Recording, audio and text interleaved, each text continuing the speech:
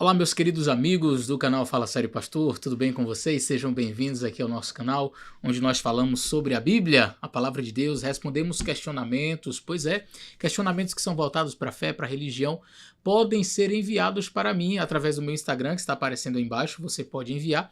Faça um vídeo com a sua pergunta e um celular assim deitado, mande para mim, eu vou responder você aqui no canal, tá certo?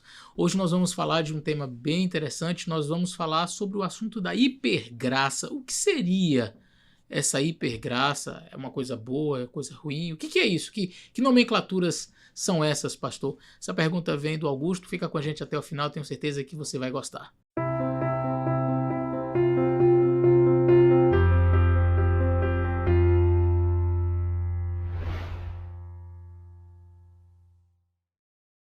Fala sério, pastor. Me chamo Augusto, falo de Viana, Espírito Santo. Pastor, gostaria de saber o que é hipergraça? Quais as consequências da hipergraça dentro do contexto adventista? Por que a hipergraça é tão perigosa para a igreja contemporânea? E quais os malefícios da hipergraça para as igrejas como um todo? Fala sério, pastor. Augusto, mais uma vez participando aqui do canal, muito obrigado, excelência, por sua pergunta. Essa é uma pergunta bem interessante, falar sobre hipergraça. Pastor, o que seria isso? Que nomenclatura é essa? Bom, deixa eu iniciar este vídeo falando algo para vocês muito importante. À medida em que novos conceitos filosóficos, teológicos, eu diria, à medida em que heresias vão sendo criadas, vão aparecendo, naturalmente nomes precisam ser dados a estes novos conceitos, a estas novas filosofias, e a hipergraça surge, é um conceito que tem sido, na verdade, essa é uma nomenclatura que tem sido aplicada recentemente por alguns teólogos a um fenômeno que eu vou explicar aqui nesse vídeo para vocês de maneira detalhada. A primeira coisa a ser dita após então este breve introito, esta breve introdução, é que a graça do Senhor Jesus Cristo, ela é o que há de mais sublime em todo o universo, é aquilo que há de mais importante para a nossa fé, para nós que somos cristãos, porque é através da graça e somente por ela que nós temos acesso à salvação. Olha, não existe nada mais precioso para nós do que a graça do Senhor Jesus Cristo. E eu queria ler com vocês, já iniciando o nosso vídeo, um texto que para mim é um dos textos mais lindos da Bíblia. Está no livro de Efésios, no capítulo 2. Eu sei que você conhece. Esse texto é lindo. É muito precioso. O texto de Efésios, capítulo 2, e o versículo 8 diz assim: porque pela graça sois salvos, por meio da fé, e isso não vem de vós, é um dom de Deus. Não vem por obras, para que ninguém se glorie. Fantástico. Fantástico. Não existe uma definição mais preciosa, mais linda, mais contundente, mais completa sobre a salvação. Como podemos obter a salvação? Através da graça. Pastor, então quer dizer que as minhas obras não contribuem em um pouquinho só assim com a nossa salvação? Não. Não. As obras não contribuem em absolutamente nada. Mas nem um pouquinho assim, nem um centímetro. As nossas obras não contribuem em nada para a nossa salvação. Então, para que ter boas obras? Se elas não contribuem, então para que eu vou precisar de boas obras? E é aí que surge a tal da hipergraça, que aceita tudo e todos. Eu vou falar mais detalhadamente um pouquinho mais à frente. Vou apenas destrinchar um pouco mais sobre essa questão das obras, porque longe de estar falando contra as obras, o que nós precisamos como seres inteligentes, pensantes e estudantes da palavra de Deus é definir as coisas em seu lugar. Cada coisa tem o seu lugar. As obras têm o seu papel, mas elas não contribuem para a salvação. Sim, mas então, se elas não contribuem para a salvação, para que elas servem? Eu quero analisar mais dois textos com vocês, depois nós voltamos para Efésios e aí eu falo sobre o que seria essa hipergraça. Vamos lá. Os dois textos que eu quero analisar com vocês estão em dois livros muito próximos um ao outro, que é o livro de Hebreus e o livro de Tiago. Quando você vai na carta de Paulo aos Hebreus, no capítulo 12, e o versículo 14, diz assim: segui a paz com todos e a santificação. Santificação é o processo diário de busca, de leitura da palavra, de oração, de boas obras. A isso a palavra de Deus define como santificação. Então, a santificação, se pudéssemos trocar de maneira simples, seria todas as nossas obras, aquilo que nós fazemos para agradar a Deus. E aí o capítulo 12, verso 14 diz: seguir a paz com todos e a santificação, sem a qual ninguém verá a Deus. Então, pastor, aparentemente a coisa está contraditória. Porque o senhor acabou de ler um texto do próprio apóstolo Paulo. Eu acredito também que Paulo escreveu a carta de Hebreus. Mas eu acabei de ler um texto onde ele diz que é pela graça que nós somos salvos, por meio da fé.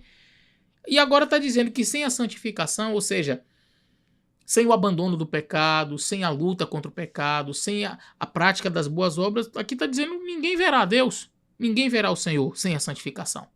Então, eu preciso ter a santificação para ser salvo. Então, a santificação faz parte da salvação? Não, não faz. O pastor está muito confuso. Explique melhor. Eu vou explicar detalhadamente.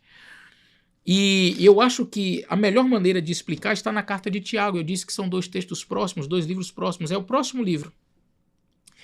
O apóstolo Tiago ele vai discorrendo sobre a fé, a importância da fé, e ele fala também sobre as obras, a importância das obras. E aí, o apóstolo Tiago, ele diz assim, olha, eu quero ler o capítulo 2, o verso 14 em diante diz assim: meus irmãos, que aproveita se alguém disser que tem fé e não tiver obras?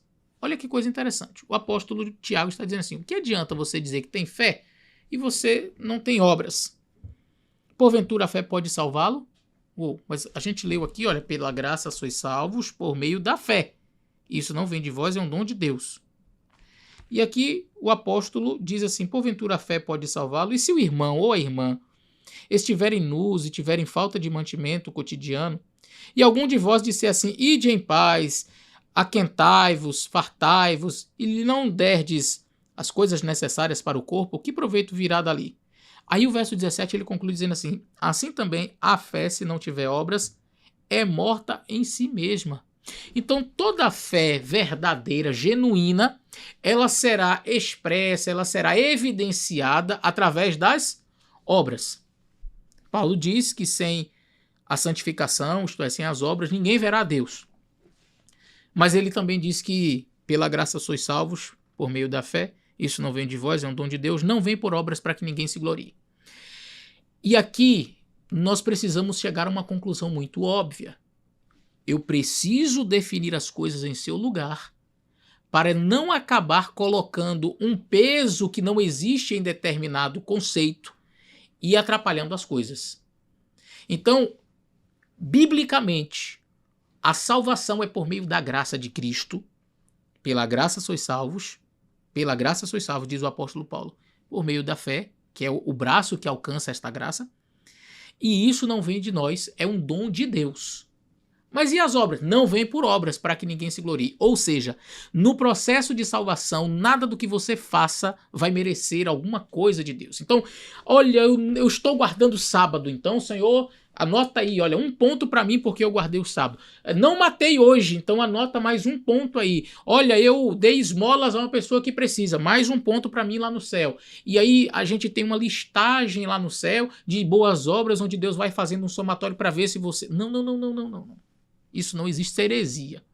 Outro conceito herético seria mais ou menos assim: Jesus Cristo, ele vem na cruz do Calvário, morre por mim. E aí entra aquela frase que alguns até acham que está na Bíblia, mas é uma frase apócrifa e eu diria até um tanto herética: faz a tua parte que eu te ajudarei. Então, mais ou menos assim, Deus faz a parte dele, Jesus Cristo vem, morre na cruz. Meu filho, eu fiz aqui a minha parte. E a sua, cadê?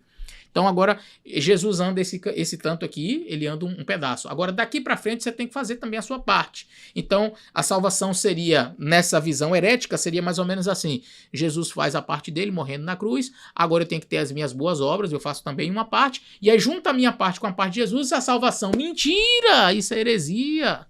Não existe salvação num somatório de coisas que eu faço com aquilo que Deus faz. A salvação é única e exclusivamente aquilo que Deus faz. Cristo morreu na cruz, salvação é através dele, ponto. Não existe acréscimos a isso. Tá, mas e as obras então? E os textos que o senhor leu? Eles são apenas a evidência da salvação recebida. E sabe o que me impressiona? É que as pessoas leem o texto de Efésios e param exatamente onde eu parei, esquecem de ler o verso seguinte. Eu li o verso 8 e verso 9. Pela graça sois salvos por meio da fé. Isso não vem de vós, é um dom de Deus. Não vem por obras, para que ninguém se glorie. Alguém poderia dizer assim, tá vendo? As obras não prestam para nada. O verso seguinte continua em harmonia com aquele texto de Hebreus, sem a santificação ninguém verá Deus. Em harmonia com Tiago, mostra-me a tua fé, porque a fé sem obra, mostra-me a tua fé com as tuas obras, porque a fé sem obras é morta. Olha o que diz o verso 10. Verso 9, não vem de obras para que ninguém se glorie. Verso 10, porque somos feitura sua, criados em Cristo Jesus para as boas obras, as quais Deus preparou para que andássemos nelas. Então, ou seja, Paulo não está contra as obras, ele não está dizendo que você não deve praticar boas obras. Paulo não está dizendo assim, olha, o cristão não deve ter boas obras, o cristão não deve lutar contra o pecado, o cristão não deve ser uma pessoa que vive de qualquer maneira. Não, ao contrário, ele diz, Deus preparou as boas obras para que andássemos nelas. A gente só não pode confundir e achar que estas boas obras auxiliam em alguma coisa no processo da salvação, compreendem? Todo cristão vai evidenciar com as suas obras a salvação que ele recebeu, mas elas não contribuem para a salvação. Elas não somam ao processo da salvação. Por isso, Paulo deixa cada coisa no seu lugar bem definido. E como eu posso entender melhor esse texto sem santificação ninguém verá Deus? Porque ainda parece que uma coisa vai complementando a outra, pastor. A minha esposa tem uma frase que eu gosto muito e eu quero compartilhar com vocês. Ela diz assim, a Bíblia fala que Satanás pode até se transfigurar em um anjo de luz. Mas você não vai encontrar um texto na Bíblia dizendo que um anjo de luz se transfigura em Satanás. O que eu quero dizer com isso? O que minha esposa quis dizer com este pensamento tão profundo? É que existem pessoas que não receberão a salvação cheio de boas obras. Porque as boas obras não salvam ninguém. Mas será impossível àquele que será salvo não terem as boas obras. Não ter as boas obras. Então, explicando melhor, uma pessoa pode não aceitar Jesus, ser contra a religião, e eu conheço ateus, zombam da fé, zombam da religião, não quero saber. Eu até aceito aquelas falas bonitas de Jesus, mas eu particularmente nem acredito que ele existiu. Tem gente falando isso, nem acredito que ele existiu. Para mim, os conceitos, se é que ele existiu, os conceitos são muito bons, mas eu não sou a favor de religião, não aceito a Jesus como salvador pessoal, eu quero viver a minha vida. Eu faço bem, eu não mato, eu não roubo, eu sou honesto, eu sou uma pessoa que me preocupa com o próximo, eu ajudo as pessoas, mas eu não quero saber de Jesus, não quero saber de religião, não acredito em céu, inferno, não acredito em nada disso. E aí você vai olhar a vida da pessoa e se diz assim, puxa vida, uma pessoa honesta, uma pessoa trabalhadora, uma pessoa que ajuda o próximo. Não, essa pessoa tem que ser. Se ali não for salvo, ninguém mais é salvo.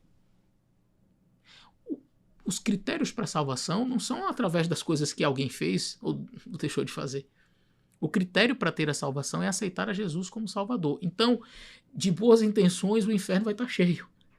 Ou seja, há muitas pessoas que têm boas obras e basta ser famoso e praticar boas obras que quando morre o pessoal já diz assim, esse tem um lugar no céu e tal. Olha, se não aceitar a Jesus Cristo como seu Senhor e Salvador, infelizmente eu preciso dizer isso, não terá salvação. Mas quem diz isso é o próprio Cristo. Eu sou o caminho, a verdade e a vida. Ninguém, mas teve boas obras. Ninguém vai ao Pai se não for por mim. Disse Jesus. Ninguém vem ao Pai senão por mim. Ele disse isso. Então, quer ter acesso à salvação, precisa ser através de Cristo. Não há um outro nome dado entre os homens pelo qual importa que sejamos salvos. Então quer dizer que só vai se salvar quem aceita Jesus? Mas, pastor, e as pessoas que não tiveram a oportunidade de conhecer Jesus? Bom, aí é entre Deus e aquela pessoa, porque Deus ele vai considerar o conhecimento que aquela pessoa teve ou não. Mas eu posso garantir a você que aqueles que deliberadamente rejeitaram a graça que foi ofertada, tendo conhecimento da graça de Cristo, tendo conhecimento daquilo que ele fez, e mesmo assim deliberadamente rejeitaram, essas pessoas não terão acesso à salvação por melhores obras que elas tenham. Ok? Então, o que fica claro para nós aqui é que há pessoas que podem se perder tendo boas obras. E a prova disso é que Jesus fala, olha, muitos virão naquele dia em meu nome, dizendo, falando para Jesus, né, no dia do juízo, Senhor, em teu nome nós fizemos milagres. Ora, milagres. Em teu nome nós expulsamos demônios. Em teu nome nós fizemos isso e aquilo. Jesus diz, apartai-vos de mim, eu não vos conheço. Aqui Jesus não está falando para o pagão, está falando para o religioso, para aquele que conhecia. Tinha até boas obras, fazia milagres, fazia curas, expulsava demônios. Isso não é bom? É bom? Mas não tinha aceitado Jesus Cristo como seu Senhor e Salvador verdadeiramente. A graça na vida dele não foi efetiva para poder salvá-lo. Então, há pessoas que vão se perder mesmo tendo boas obras. Agora, é impossível aquele que vai se salvar não ter as boas obras, porque as boas obras vão ser uma evidência de que ele recebeu a salvação verdadeiramente. Então, aquele que vai ser salvo em Jesus, que aceitou a graça de Cristo, necessariamente vai evidenciar isto através das boas obras. Então, dito isso, o que seria tal hipergraça? Recentemente, tem surgido muitas denominações para aceitar tudo e todos. Porque Deus aceita, Jesus Cristo aceita todos e transforma a vida destas pessoas. Uma graça que não transforma, ela não é graça, é uma desgraça. E é exatamente isso que se tornou o melhor conceito da hipergraça. Eu diria que a hipergraça, na realidade, é uma desgraça. Por quê? Porque diz o seguinte, olha, venha como você está e permaneça como está. Não tem problema. Jesus te aceita como você é.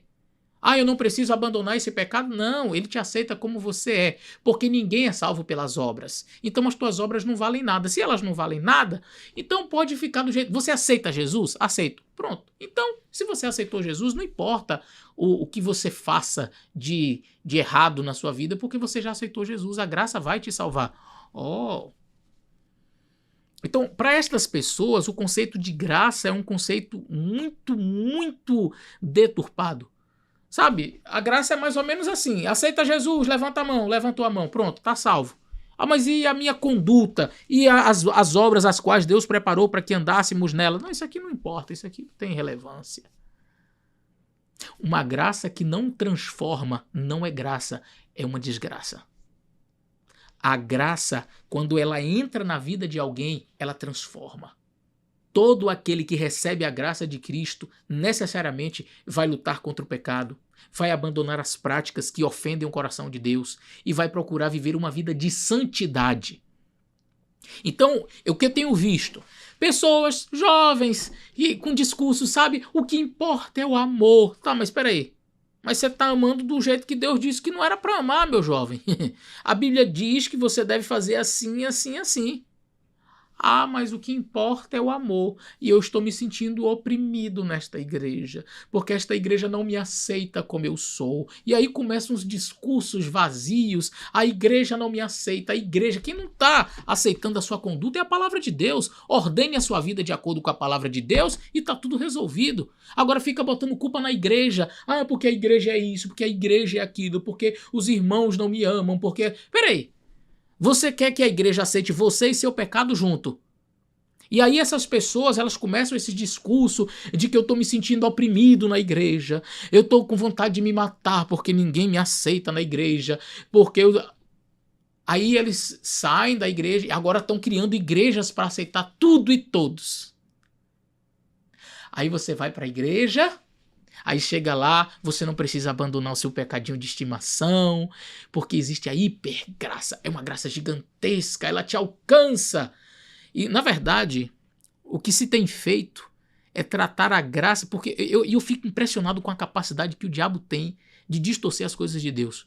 Porque a coisa mais linda, mais bela, aquilo que é capaz de salvar o ser humano, até nisso Satanás mexeu. Até nisso Satanás mexeu, botou o dedo dele assim, ó. Ah, vocês gostam da graça? Pois então eu vou fazer o seguinte, eu vou valorizar tanto a graça a ponto de você achar que não precisa de mais nada, porque a graça ela é suficiente, e eu vou valorizar tanto, depreciando ou tirando a sua responsabilidade como cristão. Então, a hipergraça é uma supervalorização da graça e uma desvalorização da responsabilidade de um cristão de viver uma vida de santidade.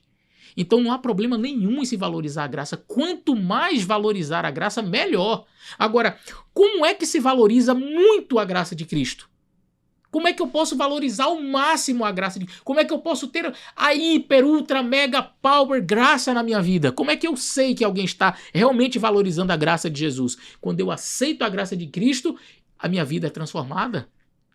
A minha vida ela é modificada, os caminhos tortuosos de pecado que eu tinha eu abandono. Isso sim é uma verdadeira graça. Agora, quando a valorização da graça e uma diminuição ou um aniquilamento, uma aniquilação da minha responsabilidade diante da graça que me foi ofertada, ou seja, eu não preciso de obras nenhuma, eu posso continuar vivendo de qualquer jeito, na verdade isso não foi graça nenhuma, não houve graça aí, houve uma desgraça.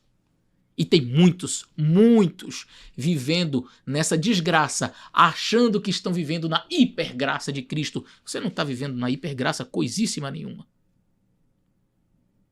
A graça transforma. A graça muda. Quando a graça chegou na vida de Paulo, Paulo era um perseguidor. Ele era Saulo, matava cristãos. A graça chega e Paulo é transformado. E aí é interessante como ele lida com a graça e com a sua vida carnal, que quer fazer o que é errado. Paulo diz assim, eu reduzo o meu corpo, eu esmurro o meu corpo, reduzo a escravidão, para que eu pregando não seja encontrado em falta. O bem que eu quero fazer eu não faço, agora o mal que eu não quero esse eu estou fazendo. Miserável homem que sou. Ah, você dizer um discurso desse, você chamar uma pessoa miserável, você que está querendo viver na prática do pecado. Ai, me ofendeu. Vou sair desta igreja porque me ofendeu. Vou para uma igreja que me aceita. E aí vai lá, viver na sua prática pecaminosa. Deus chega e diz assim, olha, relacionamento é desse e desse jeito. Aí o indivíduo diz, na minha igreja estão me oprimindo. Estão me tratando com preconceito. Então vou para uma igreja que me aceita, porque tem a hipergraça. E aí vai lá para a igreja viver a sua vida, acalentando a sua consciência, achando que está vivendo muito bem, achando que está vivendo na graça, na hipergraça, quando na realidade, como disse, está vivendo uma completa desgraça. E quando eu falo o termo desgraça, não estou querendo falar um palavrão aqui, estou apenas dizendo sem a graça. Porque esse é o significado literal da palavra. Desgraça, ou seja, sem a graça de Deus, sem a graça de Jesus Cristo. Portanto, meus queridos, pela graça nós somos salvos, por meio da fé. Isso não vem de nós, é um dom de Deus. Não vem das nossas obras, para que ninguém se glorie. Mas não jogue as obras no lixo, achando que, já que eu recebi a graça, posso agora viver uma vida tortuosa. Não. Deus, somos feituras de Cristo, criado em Cristo Jesus para as boas obras que Deus preparou para que andássemos nelas. Deus preparou as boas obras para que nós andássemos nelas. E sem esta santificação, sem esta evidência de que realmente aceitamos a graça de Cristo, diz o apóstolo Paulo lá em Hebreus 12, verso 14, sem a santificação ninguém verá a Deus. Não é que ele está dizendo que a santificação faz você ver a Deus. O que vai te fazer viver a eternidade é a graça. Mas a evidência de que você recebeu essa graça é viver uma vida de santidade. De santidade. Abandona o pecado. Lute contra o pecado. Pastor, caí. Levante. Você não pode ficar caído. Levante. Sacuda a poeira e diga, Senhor, me perdoe, quero recomeçar. E recomece. Um homem não se mede pelas vezes que cai, e sim pela classe com que se levanta. Quando o homem reconhece o seu erro, ele andou metade do caminho. A outra metade é parar de errar.